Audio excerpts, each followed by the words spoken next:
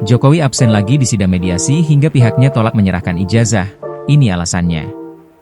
Presiden ke-7 RI, Joko Widodo kembali tidak hadir secara langsung dalam sidang mediasi terkait gugatan dugaan ijazah palsu yang digelar di Pengadilan Negeri PN, Solo, Rabu, 30 April 2025. Ketidakhadiran ini menuai kritik dari pihak penggugat, yang menyebut bahwa Jokowi dan beberapa tergugat lain tidak menunjukkan itikat baik dalam proses hukum.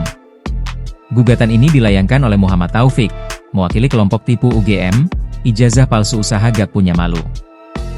Dalam keterangannya usai mediasi, Taufik mengungkapkan kekecewaannya karena para tergugat, termasuk Jokowi dan Universitas Gadjah Mada, UGM, kembali tidak hadir secara pribadi, dan hanya mengirimkan kuasa hukum.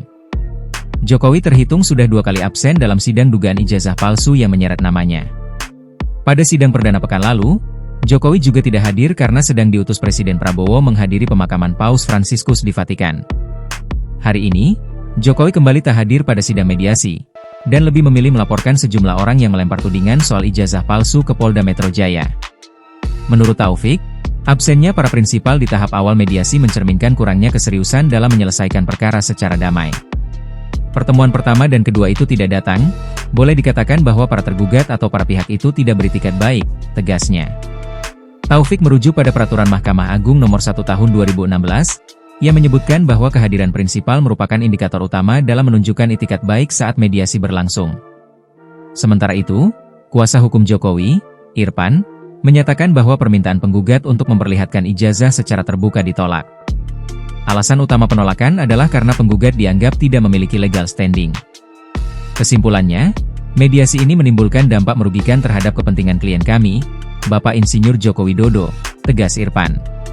Secara tegas menolak untuk memenuhi atas tuntutan tersebut, ya, dengan alasan bahwa penggugat ini tidak memiliki legal standing, tidak memiliki untuk mengajukan tuntutan hak terkait dengan adanya persoalan yang saat ini disengketakan. Yang pertama.